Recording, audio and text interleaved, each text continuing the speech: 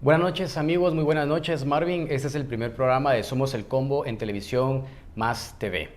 Estamos muy contentos porque este es un nuevo reto, es una nueva oportunidad para que el contenido periodístico de calidad llegue a ustedes, llegue a más personas. Estamos muy contentos por estos. Marvin, buenas noches, ¿cómo estás? ¿Cómo te sentís?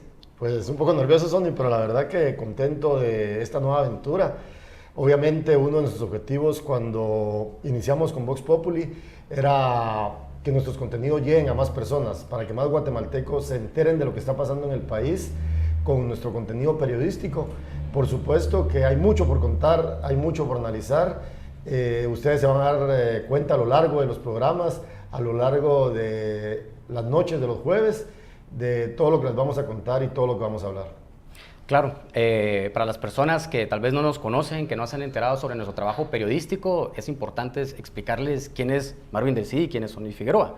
Pues bueno, ambos somos periodistas, hemos trabajado por más de 15 años en diferentes medios de comunicación, tanto como radiales, televisivos y también escritos, y hemos publicado diversas investigaciones y trabajos periodísticos que han revelado la corrupción, los abusos de poder y la impunidad que esos empresarios, que esos políticos pretenden generar en Guatemala.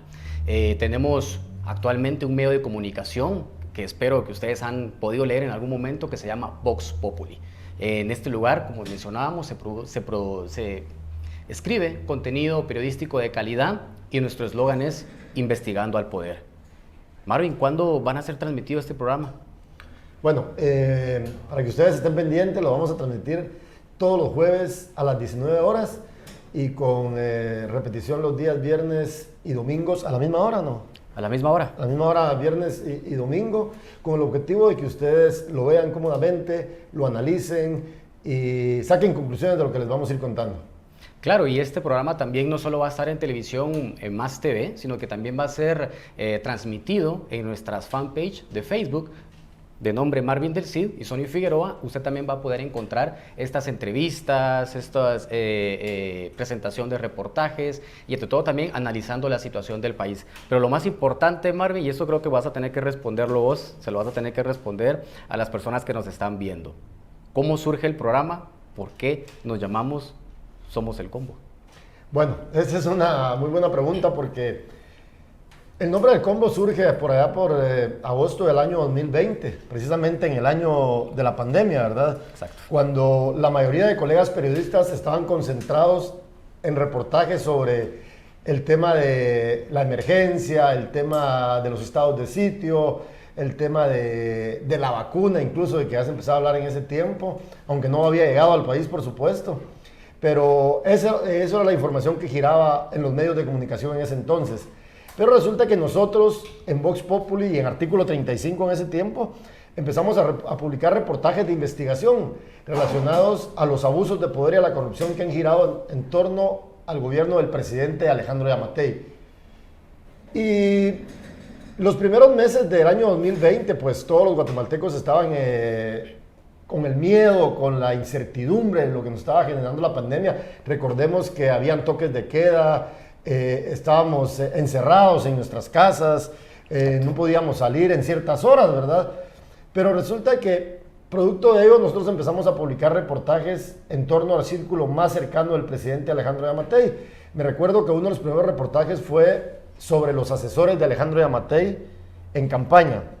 Yo había publicado algunas cosas, pero resulta que en Vox Populi, en Artículo 35, publicamos un reportaje que hablaba de un personaje que se llama Paul Andria, que es uno de los principales asesores en materia de comunicación del presidente Alejandro Yamatei y Kif Nava. Paul Andria, panameño, y Kif Nava, de origen mexicano.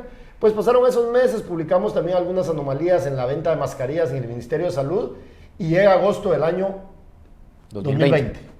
Y en una conferencia en el Campo de Marte, en la zona 5, aquí en la ciudad de Guatemala, resulta que el presidente Alejandro Yamatei da una conferencia de prensa. Fue la última vez que nosotros tuvimos contacto con el presidente Alejandro Yamatei para preguntarle. 2 años. 2 años ha pasado. Es decir, el presidente no da conferencia de prensa a medios críticos desde hace 2 años. Imagínense ustedes. Pues ahí nos pasaron el micrófono a nosotros dos y el presidente, el primero que pregunta es Sony. Le pregunta sobre el tema de las mascarillas, creo que fue. Sobre los asesores de campaña. Sobre los asesores de campaña que yo les hablaba. Y le hace la pregunta a Sony y todo.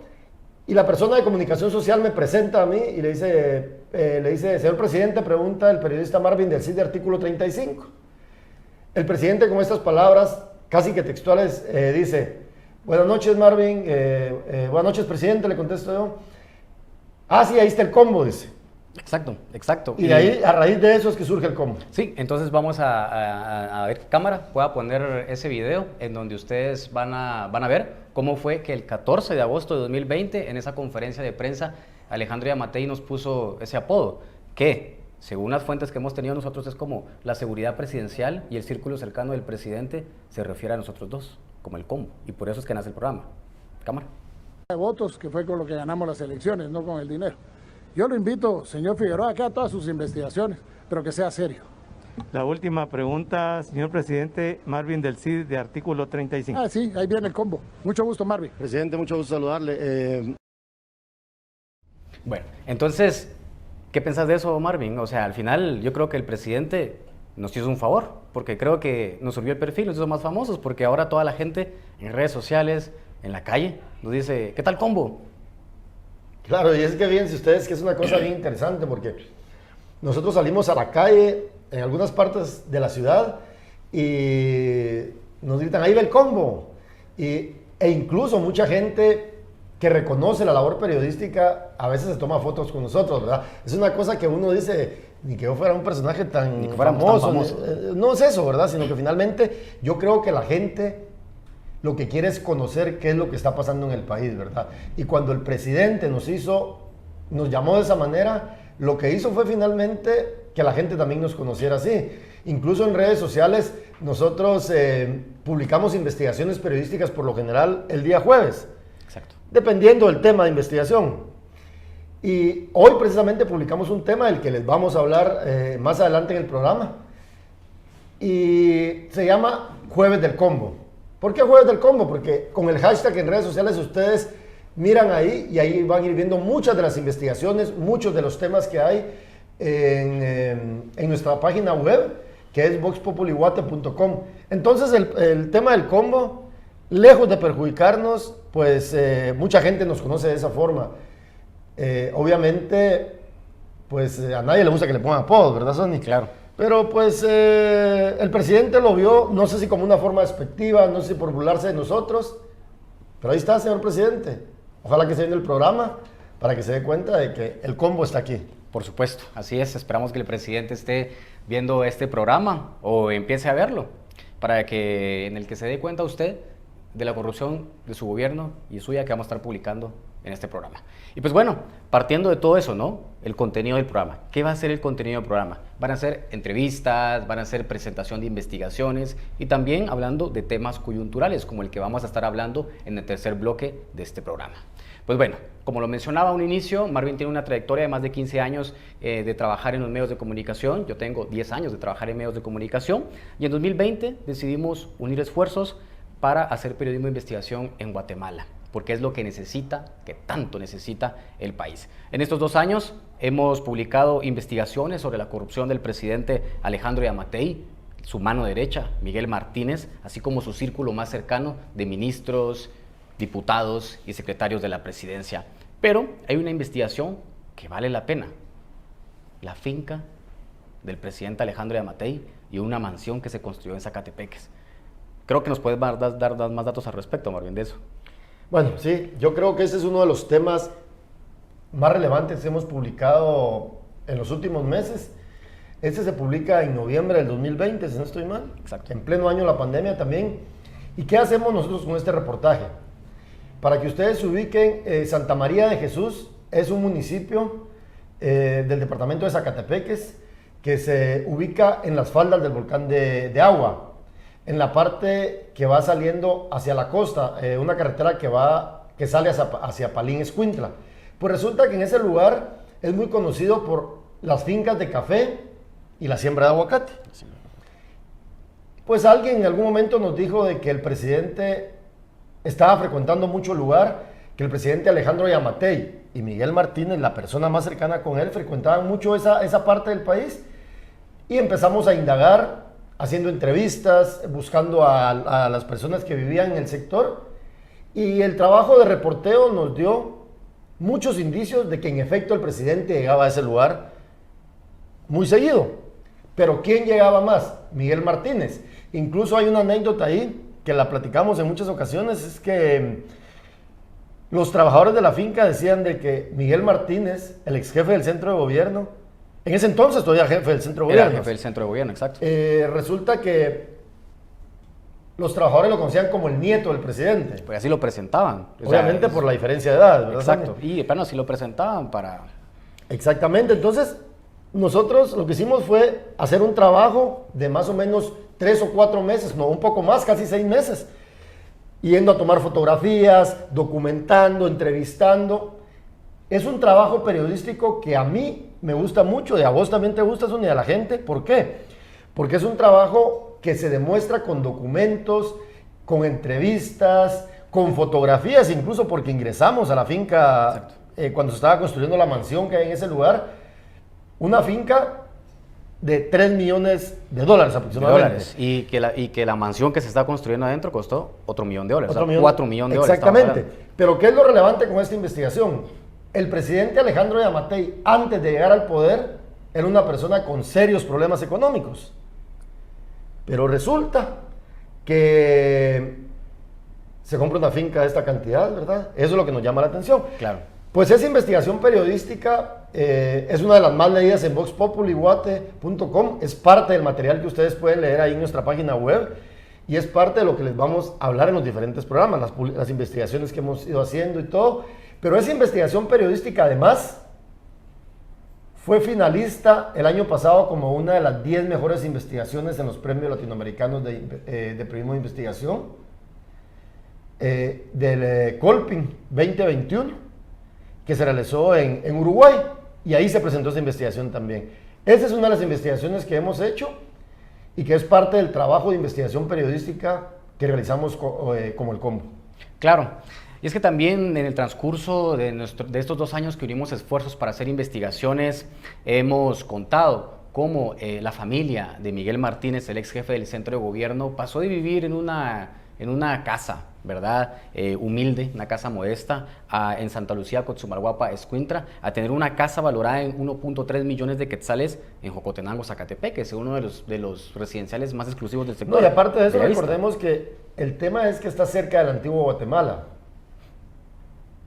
Para quienes nos están viendo, obviamente saben que las propiedades en Antiguo Guatemala o cerca del Antiguo Guatemala son bastante caras, ¿verdad? Por supuesto. Exacto. Entonces, como les mencionábamos, es parte del trabajo periodístico, que hemos hecho en estos últimos 2 años, ¿no? Revelando la corrupción, porque eso es lo importante, ¿no? Por eso nos estamos presentando con ustedes, para que sepan cuál es el contenido periodístico que hemos hecho nosotros en el transcurso de estos últimos años. Pero no solo investigamos a políticos, Marvin, sino que también revelamos actos anómalos que involucran a empresarios. Y es que en 2021 y en 2022, ¿te recordás, Marvin, que presentamos investigaciones sobre la contaminación, deforestación y el crecimiento descontrolado de la palma de aceite en el país? Y que el grupo Jame, ¿verdad?, es la principal industria. Pero también una nota muy importante y que mucha gente decía que era un secreto a voces, pero que jamás se había publicado de nada al respecto. Y es la corrupción de la familia Egenberger alrededor de la Teletón, un evento que recauda fondos para personas con discapacidad, y ellos se quedaban con el dinero, se quedaban con los recursos, y a costa de los guatemaltecos que donaban de buena fe, ellos se hacían millonarios. Claro, y es que ese tema del que habla Sony, el tema de la Teletón, es un tema que ustedes pueden leer, 3 entregas, creo que tienes entregas. 4 entregas, lo pueden leer en voxpopulyguate.com. Es un tema muy relevante. Aquí, pues, obviamente se nos señaló también, como en muchas otras ocasiones, de querer afectar a la Teletón, pero el objetivo no es ese. Nosotros hacemos periodismo, informamos, documentamos, presentamos evidencia. Obviamente eso incomoda, ¿verdad? Pero es parte de la labor periodística como periodista de investigación. Entonces, como lo decimos siempre, ¿verdad? No es nada personal, simplemente es trabajo periodístico del que se necesita muchísimo en Guatemala. Por supuesto. Y es que mucho del trabajo que hemos presentado nosotros en nuestro medio de comunicación Vox Populi también nos ha traído consecuencias, ¿verdad? Porque el eslogan es investigando al poder, pero investigar al poder tiene consecuencias. Y parte de esas consecuencias es que Marvin y yo hemos sido denunciados ante el Ministerio Público por la mamá y la hermana de Miguel Martínez y también por la encargada de comunicación del Congreso de la República, Jocelyn Fernanda Mérida Solano, luego de que publicamos investigaciones de cómo ella había utilizado los fondos y a los trabajadores del área de comunicación del Congreso para crear campañas en contra del Procurador de los Derechos Humanos y diputados de oposición. Entonces, presentar esas investigaciones, esa del Congreso y del enriquecimiento de la familia de Miguel Martínez, nos representó que se nos presentara una denuncia utilizando la ley contra el femicidio y otras formas de violencia contra la mujer. Las personas decían que las afectábamos psicológicamente, porque cuando salían a la calle les decían corruptas. Sí, pero finalmente eso no es culpa de nosotros. Eso no es culpa de nosotros, por supuesto, pero ellas, en el afán de afectar nuestro trabajo periodístico y garantizar de que ya no se publicara nada de estas personas para generar impunidad, es que presentaban estas denuncias utilizando la ley contra el femicidio. Pero también hay algo muy importante, Marvin, y tal vez de eso puedes hablar vos, en el tema de qué pasó en 2020, septiembre, cuando presentamos un texto llamado Los rostros y perfiles del centro de gobierno. ¿Qué pasa 2 días después? Bueno, ustedes se recordarán que había una comisión en el gobierno que se llamaba Comisión Presidencial Centro de Gobierno. ¿Quién la dirigía? Luis Miguel Martínez Morales. Esta persona de la que se habla muchísimo, una persona que incluso ya anda haciendo campaña política porque pretende ser diputado al Congreso de la República. Pues esta persona, dirigiendo la comisión, contrató a sus amigos, conocidos, también logró que uno de sus mejores amigos fuera ubicado como agregado cultural de Guatemala en España. ¿Y por qué? Por la influencia que ejerce alrededor del presidente Alejandro Yamatei. Pues nosotros publicamos un reportaje sobre los perfiles y los rostros del centro de gobierno. ¿Fue en agosto o en septiembre? 9 de septiembre. El 9 de septiembre. 2 días después, Sonny Figueroa es capturado frente al Palacio Nacional de la Cultura por agentes de la Policía Nacional Civil con el apoyo de elementos de la Secretaría de Asuntos Administrativos y de Seguridad SAAS, la SAAS, la que es la que coordina la seguridad del presidente y su familia, así como expresidentes y exvicepresidentes, y el ejército de Guatemala. Pero resulta que a Sonny lo capturan porque lo asaltan minutos antes. Él llega a pedir ayuda al palacio y lejos de ayudarle lo que hacen es empezarlo a ofender, empezarlo a provocar. Incluso aparece en escena una persona particular que agrede a Sonny y que todavía está libre, ¿verdad? Porque el Ministerio Público ha sido incapaz de ejecutar esa captura, de investigar a esa persona. Y Sonny es capturado y llevado a torre de tribunales donde permanece detenido durante 24 horas. Pues obviamente logramos que salga. Ese caso ahorita está por ir a debate. Se captura a 2 agentes de la Policía Nacional Civil que finalmente fueron los responsables. Por supuesto, y la verdad que también el Ministerio Público ha dejado mucho que desear en este caso. Todavía seguimos buscando justicia, ¿verdad, Marvin?, alrededor de esto. Y pues bueno, entonces vamos a finalizar con el primer corte. Vamos a hacer el primer corte y luego vamos a traer una sorpresa. Vamos a presentarles un texto que elaboramos hace un año y que está de aniversario. Vamos a corte.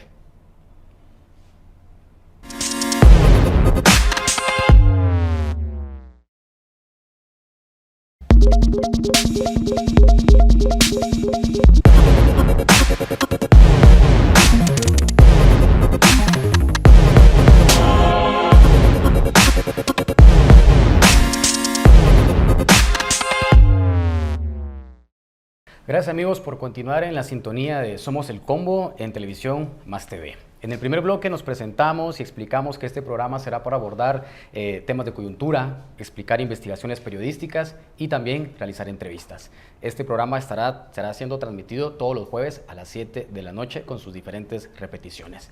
Pero bueno, viene lo más importante, la presentación de una joya, la presentación de nuestro bebé, ¿verdad, Marvin? Nuestro libro titulado Yo no quiero ser reconocido como un hijo de puta más, que revela la corrupción del presidente Alejandro Yamatei y su círculo cercano, Miguel Martínez, sus ministros de Estado, así como algunos diputados y también secretarios de la presidencia. Este título de libro ha llamado mucho la atención, llamó mucho la atención, pero tiene una historia. Y yo creo que esa historia, el más adecuado para contar la historia de ese libro es Marvin. Así que Marvin, contanos cómo surgió la idea, que la idea era tuya. No, hombre, es una idea de ambos, ¿verdad, Sony? Yo creo que este librito, para que lo vean ahí en pantalla, refleja, digamos, lo que yo había querido hacer como periodista durante varios años, pero que lamentablemente no había encontrado el apoyo en los diferentes medios de comunicación en donde había trabajado. Pero resulta que cuando empezamos a publicar todos estos textos y todo, muchos de ellos giraban en torno al círculo cercano al presidente Alejandro Yamatei. Por supuesto. Teníamos más de 30 investigaciones publicadas entre el año principios del 2020 y parte del 2021. Entonces, le digo a Sony, hay que plasmar algunas investigaciones en un texto periodístico, en un texto, en un libro. ¿Y por qué? Porque obviamente, si bien todos estos textos se encontraban en nuestra página web, consideramos que era relevante e importante que la gente los tuviera en papel. ¿Por qué? Porque es cierto que ha cambiado el mundo, porque mucha gente se informa a través de redes sociales, a través de páginas web, porque el periodismo también ha cambiado mucho, ¿verdad? Quienes venimos de la escuela de hacer periodismo tradicional, con los medios digitales hemos logrado penetrar en muchos lugares. Por supuesto. ¿Por qué? Porque hay mucha mayor libertad. Ya no dependemos de los grandes medios para dar a conocer contenidos. Y precisamente queríamos que esto quedara plasmado en papel y que quedara para la historia del país. Para que las presentes y las futuras generaciones conozcan qué es lo que está sucediendo en este gobierno. Obviamente, cosas que no les interesa a los políticos que salgan a luz pública. Pero la idea es de que el libro se lea. Y entonces, Sony lo decía, es un título muy sugerente. ¿Por qué? Porque yo no quiero ser reconocido como un hijo de puta más, que para algunos podrá parecer chocante, pero no es una frase de nosotros. No, no es de nosotros. Es una frase que el propio presidente la dijo. Y aquí yo les leo un pedacito pequeño, dice: en plena campaña electoral, el entonces candidato Alejandro Yamatei dijo el 12 de julio de 2019 en un mitin político en el departamento de Chiquimula, al oriente del país, Claro. que en su gobierno no se darían actos de corrupción, abusos de poder e impunidad, ya que no quería ser reconocido como un hijo de puta más. Pero para que ustedes lo vean en la propia voz del entonces candidato Alejandro Yamatei, les presentamos el siguiente video. Perder votos, pero es la verdad. Yo no quiero ser reconocido como un hijo de puta más, en la historia de este país. Como un hijo de puta en la historia de este país. Porque de esos estamos cansados. De esos que han llegado y nos han engañado. De esos que han desmerecido la palabra político. Hoy político significa cualquier cosa. Ladrón, mentiroso, corrupto, pajero, transero, traidor, coche, maldito, desgraciado y de su madre. De verdad que qué frases las del presidente, ¿no? Interesante todo lo que dice. Yo creo que el presidente dijo que no quería ser reconocido así, y creo que así es como lo va a reconocer la gente, ¿verdad? Porque qué frase la que decía. Y no, de hecho muchos guatemaltecos en la Plaza de la Constitución, en las diversas manifestaciones, Marvin, sobre el que han protestado por el presidente y todo esto, así es como se refieren a él en la Plaza de la Constitución, como un hijo de puta más, haciendo alusión al libro y a la frase que él mencionaba. Claro. Entonces, centrándonos en el libro, decías que son 30 investigaciones que nosotros decíamos, tenemos 30 investigaciones de corrupción. ¿Dónde cabe tanto en el papel? ¿Dónde ¿verdad? cabe tanto en el papel? Entonces fue como tomamos la decisión de decir, empecemos a revisar qué investigaciones podemos incluir en este documento, en este libro. Y resulta que nos topamos que la mitad de las investigaciones, 15 era de la corrupción del presidente y de su círculo cercano. Entonces nosotros dijimos, el libro se tiene que enfocar sobre la corrupción de Alejandro Yamatei, porque no hay de otra. Entonces, son 15 investigaciones periodísticas, todas publicadas ya en Vox Populi, pero lo importante era que estuviesen en el papel, para la memoria histórica, como decía Marvin. ¿Con qué investigación empieza el libro? Con la finca del presidente, y con esa mansión que se construyó en Santa María de Jesús, Zacatepeques. Que ya les habíamos hablado un poquito anteriormente, Exacto, ¿verdad? ya les habíamos Pero hablado. de repente contás algunos otros detalles para Sí. que la gente... ¿Qué tiene esta propiedad? Bueno, esta propiedad pertenecía a los primos de Alejandro Yamatei, a los primos de apellido Falla González. Ellos se la venden a Yamatei cuando habían pasado 2 meses de que asumiera la presidencia. Se la vendieron por 20 millones de quetzales. ¿De dónde sacó el dinero el presidente? Ni idea. De hecho, ni lo ha explicado. Ni lo ha porque explicado. La única vez que lo hizo fue en el Palacio. Una pregunta. Una pregunta. Que ni siquiera nos dejaron preguntar, sino que en un papel alguien de la Secretaría de Comunicación le dice: presidente, pregunta a Marvin del Cid para que le explique sobre su finca en Santa María de Jesús. Yo no tengo ninguna finca. Se paró y se fue. Y se fue. Como siempre ha sido él, ¿verdad? Esa es su actitud que cuando se le cuestiona sale huyendo. Pero en fin, entonces el presidente compra esta finca en 20 millones de quetzales y después empieza a construir una mansión adentro, de madera, toda de madera. Tenían más de 50 trabajadores, entre carpinteros, herreros, electricistas, el día que entramos a esa finca, que nos dio permiso un trabajador para que quede claro. Entonces, entramos y esta finca tenía un establo, una caballeriza, tenía piscina, tenía casa para las visitas, tenía un helipuerto. Imagínense ustedes la plata que derrochó Alejandro Yamatei en esa Y propiedad. de hecho, fíjate, Sonny, que queda algo bien relevante, porque las diversas fuentes, ya en la actualidad, casi después de año y medio que se publicó esa finca, en ese lugar siguen hacen fiestas. Hacen ¿verdad? fiestas. Hacen reuniones, a ver cuándo nos invitan a una, ¿verdad? Para ir a documentar quiénes llegan. No porque queramos que nos inviten, ¿verdad? Simplemente porque queremos ir a ver qué es lo que hay ahí. Por supuesto. ¿Y quiénes llegan? Esas excentricidades que deben de tener ellos, ¿verdad? Estos lujos que el presidente debe tener en ese lugar. Y pues bueno, eso es parte de la finca en donde llegan los carros constantemente de funcionarios, diputados, ministros de Estado, etc. Entonces, este libro empieza precisamente con esa investigación. Y después se va a otra investigación, las propiedades que compró la familia de Miguel Martínez. ¿Por qué sigue esa? Porque todo ocurre en Antigua Guatemala, en Zacatepeques. ¿Por qué? Porque todo queda en familia, ¿verdad? Y cerca. Todo queda en cercanía. Antigua Guatemala, Jocotenango, Santa María de Jesús. Entonces todo queda en Zacatepeques. Y así van más contenido periodístico que va en este libro. Pero hay una investigación que tal vez Marvin ahí nos puede explicar. Hay un texto que habla sobre cómo los asesores de campaña de Alejandro Yamatei, ellos mismos exponen cómo manipularon la ley electoral y de partidos políticos para posicionar a Yamatei en las elecciones de 2019. Estas estrategias que ellos utilizaron, ¿verdad? Cómo manipularon la ley y obviamente todo en la ilegalidad. Por supuesto, página 97 del libro, ahí está ese reportaje, se llama Polandria y Kif Nava revelaron cómo ellos y el partido Vamos manipularon la ley electoral. ¿Qué es lo que nosotros documentamos ahí? A través de videos que editamos y que ellos lo hicieron públicamente en una actividad en México, en un foro sobre temas políticos. No me recuerdo ahorita exactamente el nombre. Son estrategas políticos Estrategas que llegan a políticos. presumir sus estrategias, ¿verdad? Y ahí, Paul Andria, el panameño Paul Andria, y Kif Nava, mexicano, ambos asesores de la presidencia del presidente Alejandro Yamatei, revelan cómo violaron la ley electoral. ¿Y de qué forma?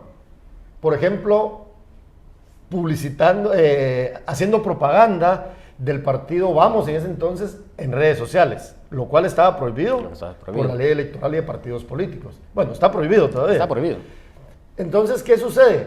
Ellos en esta actividad lo dicen con su propia voz. De esta forma violamos la ley, no violamos la ley electoral, sino que le tuvimos que buscar una forma. Como todo estaba prohibido, dicen ellos, tuvimos que buscar una forma para darle la vuelta a eso. ¿Y qué es eso? Nada más. Y simplemente que violar la ley. Claro.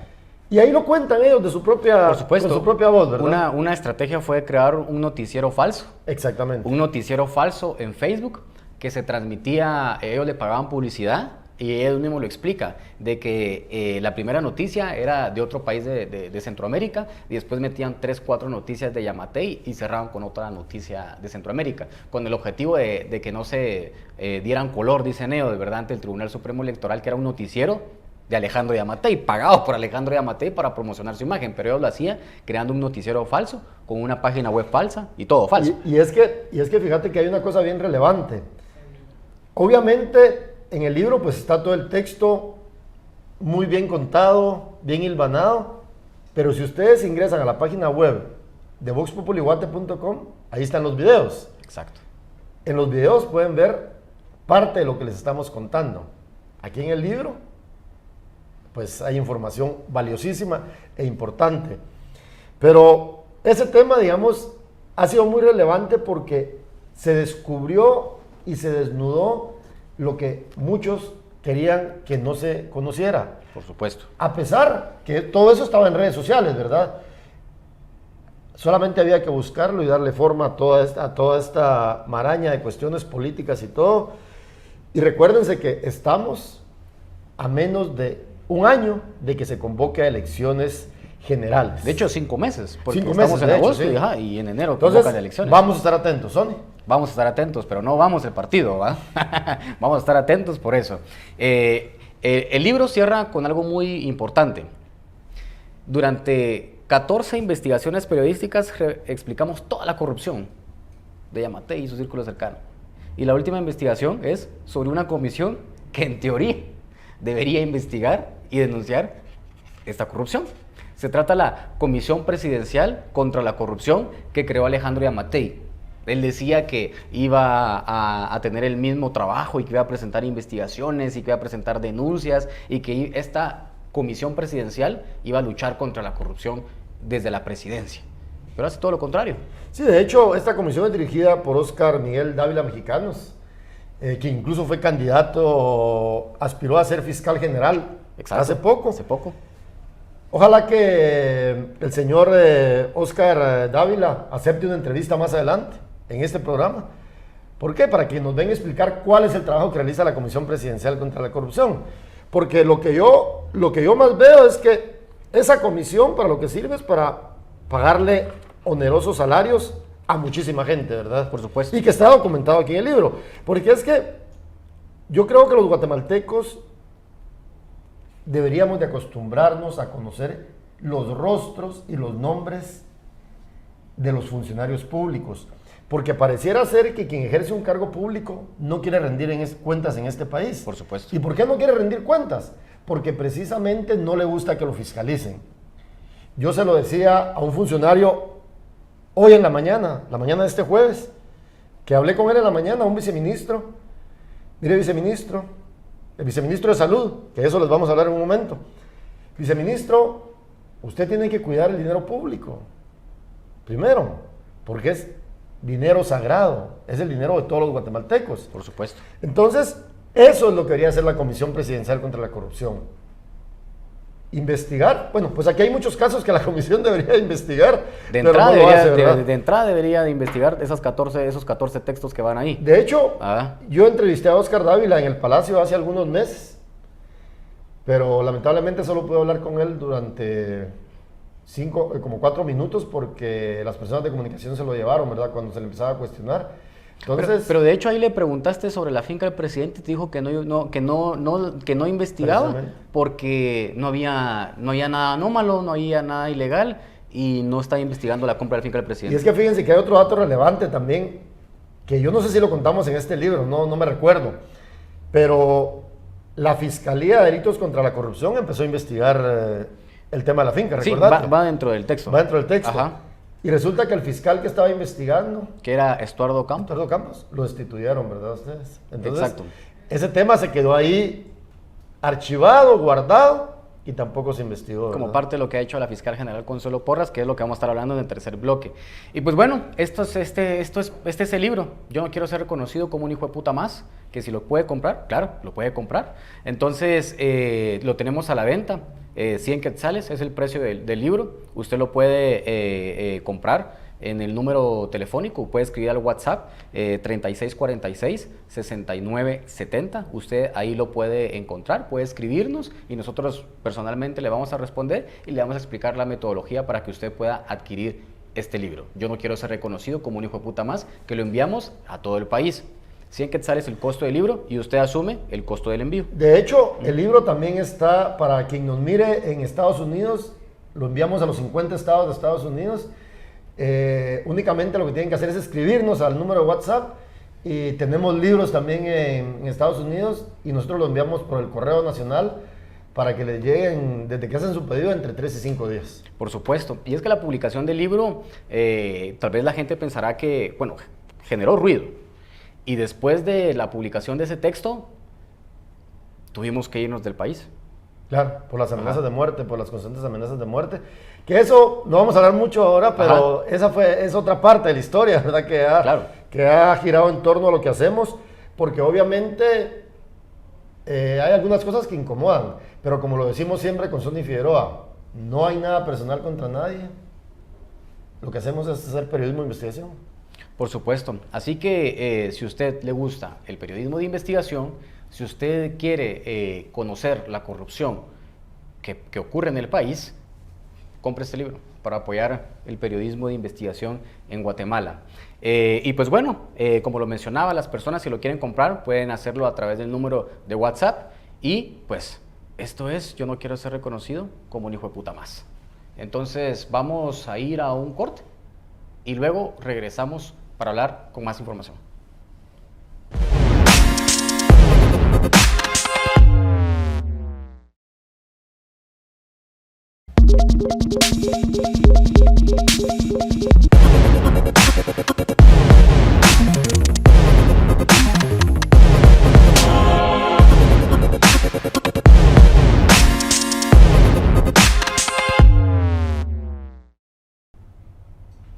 Gracias por continuar viendo el programa Somos el Combo. Mi nombre es Marvin del Cid y mi colega Sonny Figueroa, que se encuentra aquí presente conmigo. Hemos estado hablando a lo largo de este programa sobre el trabajo periodístico que realizamos, sobre este nuevo programa en Más TV, Somos el Combo, donde estaremos analizando las diferentes investigaciones que hacemos, entrevistas. Pero en esta parte les queremos hablar sobre los ataques a la prensa y los asedios que se han dado en los últimos meses. Que no son nuevos, los ataques a periodistas, a colegas, de los que incluso nosotros hemos sido víctimas en más de una ocasión, han ido a aumento en los últimos meses. De hecho, el año pasado, en mayo, presentamos junto a las colegas Evelyn Blanc y Ana Carolina Alpírez un documento que se llama Guatemala, el Estado contra la prensa y la libertad de expresión, que es un documento que también se puede descargar en línea, en el cual damos a conocer cómo el Estado de Guatemala en los últimos 3 gobiernos ha tomado medidas de acoso y represalia en contra de periodistas. Me refiero a los gobiernos de Jimmy Morales y al gobierno de Otto Pérez Molina. Y precisamente este gobierno es el que ha hecho muchas cosas para afectar el trabajo periodístico. Pero uno de los casos más graves se dio el pasado 29 de julio. Ustedes lo recordarán. Hoy es jueves. Eso ocurrió apenas el viernes de la semana pasada, en horas de la noche.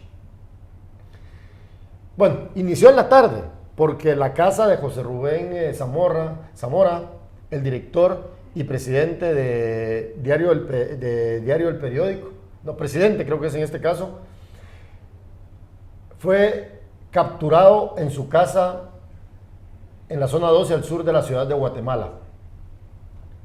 ¿Qué sucedió? La Policía Nacional Civil, incluso con perros antidrogas, Exacto. llegó a la casa de José Rubén Zamora con muchos agentes. ¿Y qué hicieron?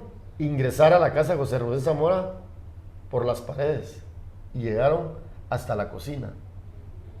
Imagínense ustedes, como que se estaban capturando a un líder de alguna estructura criminal, ¿verdad? Y durante varias horas hubo una incertidumbre. ¿Y por qué? Porque no se decía claramente qué era lo que estaba pasando con José Rubén.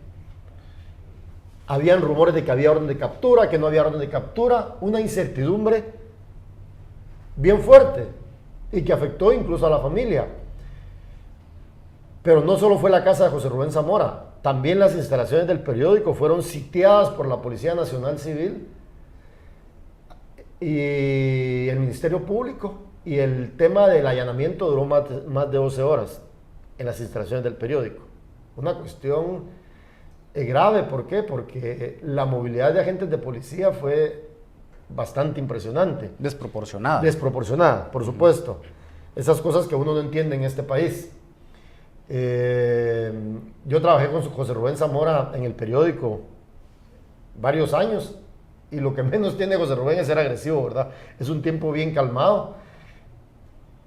Pero durante esas horas de incertidumbre no se decía qué estaba pasando. Simple y sencillamente a José Rubén Zamora lo tenían en su casa con un allanamiento y todo. Un allanamiento que, como les decía, la policía ingresa por el techo, por las paredes, ¿verdad? Y él fue notificado de su detención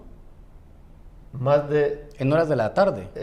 No, de hecho en la noche. Fue en horas de la tarde y fueron 2 horas después de que empieza el allanamiento. Y a pesar que ha sido notificado en horas de la tarde, pasa toda la noche en la casa, rodeado de agentes policiales y fiscales del Ministerio Público, quienes le quitaron su teléfono a él y a su esposa y amenazaban a los familiares de José Rubén Zamora con también detenerlos por si querían grabar los abusos que estaba cometiendo el Ministerio Público y la Policía Nacional Civil. Entonces, lo mismo ocurre en las instalaciones del periódico. Los 30 trabajadores que estaban ahí quedaron retenidos. Unos necesitaban medicamentos, no podían tomar su medicamento que estaba en su casa porque estaban retenidos. Fueron retenidos por más de 12 horas, como dice Marvin. Unos allanamientos totalmente desproporcionados.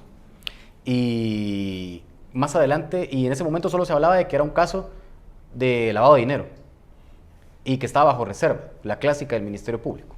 Sí, yo con esas cuestiones de la reserva tengo mis dudas, ¿verdad? Porque bajo ese tema de la reserva se cometen muchísimos abusos, ¿verdad? Por supuesto. Entonces el caso pasó bajo reserva. José Rubén Zamora pasó el fin de semana, ¿verdad? Pasó el fin de semana, fue trasladado a Torre de Tribunales y después es trasladado a la cárcel Mariscal Zavala, donde pasa el fin de semana, esperando que en el transcurso de la semana se dé la audiencia de primera declaración. Se da la audiencia de primera declaración después de haberse suspendido en una primera vez, en un intento. Y se suspende porque hay una cosa bien rara ahí, porque supuestamente se descompone el carro del sistema penitenciario. Imagínense ustedes, llegaron más, no sé cuántas patrullas, no me recuerdo, pero llegaron muchísimas patrullas a la casa de José Rubén. A la sede del periódico. A la sede del periódico, y no había patrullas o vehículos del sistema penitenciario para trasladarlo. El día de esa audiencia. Esas cosas son las que molestan, porque son humillantes al final de cuentas. Me recuerdo que en una amenaza que te hacían a vos, Sony, por redes sociales, que te decía alguien que ibas a rogar hasta por comida, ¿verdad? ¿Por qué? Porque todo esto que le pasa a José Rubén Zamora también tiene que ver mucho con el tema de los famosos net center, ¿verdad? De lo que no vamos a hablar hoy, pero eso lo vamos a abordar en un próximo programa. Pero finalmente empieza la audiencia de primera declaración, ¿cuándo? ¿Ayer? Sí, fue ayer la audiencia de primera declaración. La Fiscalía Especial contra la Impunidad es la fiscalía que lleva el caso contra José Rubén Zamora, una fiscalía que está a cargo de Rafael Curruchiche, que ya en unos segundos vamos a hablar quién es este personaje. Señala a José Rubén Zamora de haber recibido, de solicitar 200,000 quetzales a un exdirectivo del Banco de los Trabajadores, a cambio de no publicar o no involucrarlo en un trabajo periodístico. En resumidas cuentas, ese es el gran caso que tiene la Fiscalía. Habría que esperar qué pasa, ¿verdad? Y de momento se conoce que solo tiene la declaración de este exdirectivo, que no tienen más evidencia, de momento. Hay que y esperar. que solo tienen esta declaración. Entonces, con lo que se conoce actualmente, la Fiscalía solo tiene la declaración de una persona, que dice que le entregó ese dinero a José Rubén Pues Zamora. obviamente aquí el Ministerio Público tiene que demostrarlo, ¿verdad? Por supuesto. Porque de lo contrario estaríamos ante un grave abuso, no solo contra la libertad de expresión, sino contra la libertad de prensa, porque tiene que ver con eso, aunque digan que no, ¿verdad? Por supuesto. Pero ojalá que el Ministerio Público haga bien su trabajo. Por supuesto. Que eso es lo importante, que haga bien su trabajo. Pero hablemos también de un poco de Rafael Curruchiche, esta persona que está a cargo de la FESI, esta persona que está siendo fuertemente cuestionada, no ahora, sino antes, por los casos abiertos en contra de ex fiscales, de ex jueces y ahora periodistas. Rafael Curruchiche tiene una carrera de años en el Ministerio Público. Fue jefe de la Fiscalía de Delitos Electorales, en donde tuvo, porque no lo hizo, tuvo que investigar al partido Vamos por esas cantidades millonarias de quetzales que no reportó ante el Tribunal Supremo Electoral por la contratación de esos más de 20 asesores extranjeros. No me recordaba ese caso, yo creo que y no lo hizo. Muy importante. Y no lo hizo, siendo el jefe de esa fiscalía, no los Pero investigó. recuerde que no solo es el partido Vamos, ¿verdad? Hay Claro. denuncias en contra de otros partidos que no reportaron sus gastos completos al Tribunal Supremo Electoral. Y a pesar de que Rafael Curruchiche dirigía esa fiscalía, no vimos ninguna investigación o avance en financiamiento ilícito de partidos políticos. Por supuesto. ¿Verdad? Y que no es solo un partido político. Por ¿verdad? supuesto. Entonces, luego de que la fiscal general Consuelo Porras destituye a Juan Francisco Sandoval como jefe de la FESI, ¿a quién nombra? A Rafael Curruchiche. Una persona que desde que estaba en esa Fiscalía de Delitos Electorales sabíamos que protegía al partido Vamos y al presidente Alejandro Yamatei. Entonces, lo nombra, ¿y qué es lo que procede? Rafael Curruchiche empieza a presentar denuncias penales en contra de exfiscales que habían empezado investigaciones contra el presidente. Presenta una denuncia penal también en contra de la ex jueza Erika Ifán, porque ella tenía el testimonio de una persona que señalaba al presidente en un caso de corrupción. Entonces vamos al hecho de que también el jefe de la FESI ha empezado a perseguir judicialmente a las personas críticas del presidente Alejandro Yamatei. Pasó con fiscales, pasó con jueces y ahora la prensa. Entonces, y lo interesante de todo esto es de que Rafael Curruchiche acaba de ser agregado por el Departamento de Estado de Estados Unidos en la lista Angel, ¿verdad? De personas que fomentan la corrupción en Guatemala. Recordemos que la lista Angel es un listado que surgió hace algunos años en Estados Unidos con el objetivo de señalar actores corruptos en Centroamérica, ¿verdad? La lista Angel no solo para Guatemala, también es para el resto de países centroamericanos. Y en ese listado en el más reciente aparecieron funcionarios y empresarios, porque no solo es de políticos, hay empresarios también ahí, y empresarios muy prominentes de El Salvador, de Guatemala y de Honduras. Entonces, Rafael Curruchiche aparece en ese listado. No lo decimos nosotros, no lo dice la prensa nacional, lo dice el Departamento de Estado de Estados Unidos. Sus evidencias tendrán para hacerlo, ¿verdad? Por supuesto. Ellos tendrán información al respecto. Pero partiendo de todo eso, Marvin, ¿cómo ves el tema? ¿Este es un mensaje que se le envía a la prensa en Guatemala? ¿Este es un mensaje que se le envía a los periodistas, a los medios de comunicación críticos de la gestión de Alejandro Yamatei? ¿Quién?